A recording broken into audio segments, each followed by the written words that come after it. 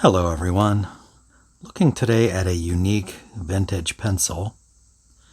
Sometimes when I am going through my pencil collection and attempting to impose some type of order on the collection, I have a box of uncategorized pencils that for whatever reason don't fit into the other boxes of pencils that I have that are separated by manufacturer or country of origin or advertising specialty, railroads, or whatever it happens to be. And these uncategorizable pencils end up in this box. And one of those here today we want to look at because I find it very intriguing. And this pencil came to me, I know not how. I don't recall where it came from, how I ended up in possession of it, but here it is. It is a red, white, and blue pencil, as you can see.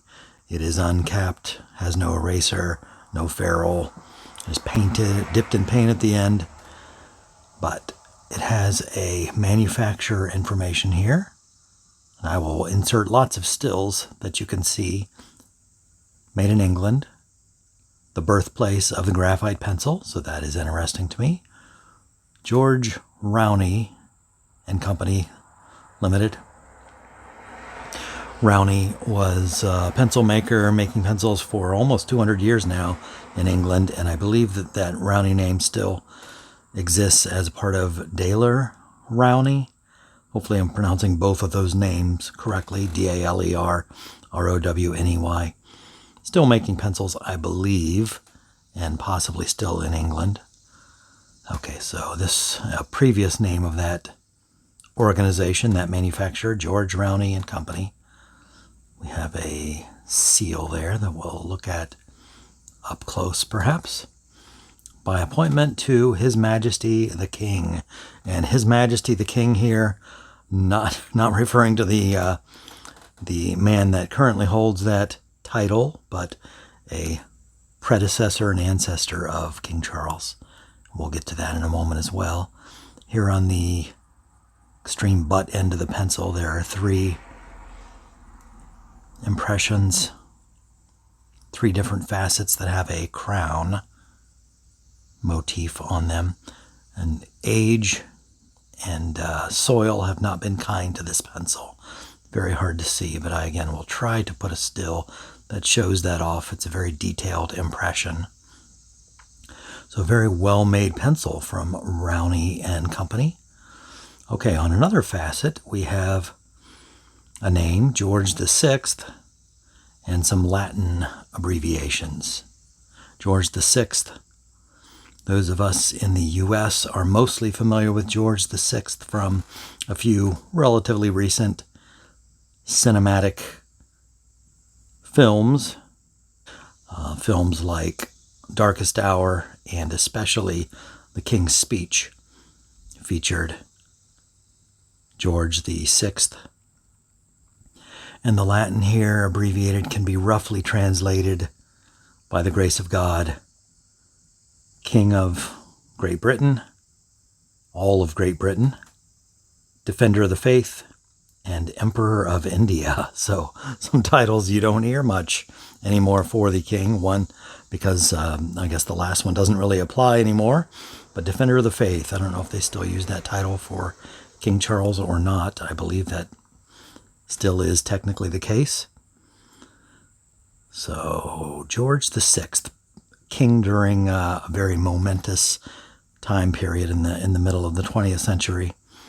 And if you've seen those films, you know the time period in question. This pencil was apparently created to commemorate the coronation of George VI. And it has some details pertaining to his life. Born December 14, I believe, 1895.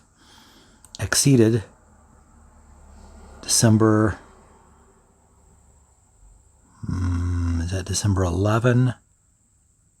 December 8? I can't read that. I'll have to do some research, figure out the accession date for George VI. That year was 1836. And crowned, so the coronation May 12, 1937, from what I can see.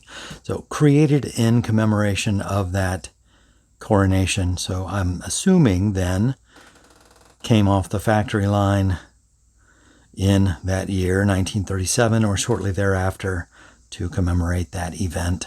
Of course, in that time period, and the period shortly after that, manufacturing for the war effort, I'm sure, took precedence over knickknacks and commemorative type things. Although, what better way to drum up support for the war effort than something that speaks to the patriotism of the people of England? That may have been part of it as well.